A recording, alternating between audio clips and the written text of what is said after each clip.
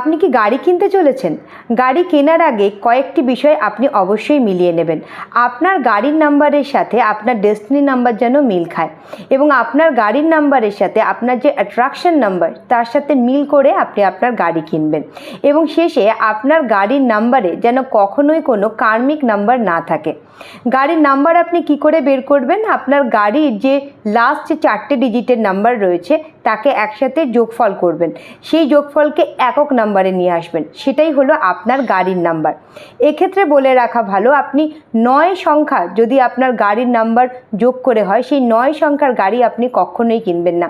এই সংখ্যার গাড়ি কিনলে আপনার গাড়িতে অ্যাক্সিডেন্ট হওয়ার প্রবণতা বেড়ে যায় এবং আপনার যে গ্রহটি খারাপ সেই গ্রহের কালারের গাড়ি আপনি কখনোই কিনবেন না। এক্ষেত্রে আপনি হোয়াইট কালার কিংবা গ্রে কালারের গাড়ি কিনতে পারেন, যেটা আপনার জন্য সবসময় হিতকারী হবে। এই সংক্রান্ত যদি কোনো প্রশ্ন থাকে অবশ্যই আপনারা কমেন্ট বক্সে জানান।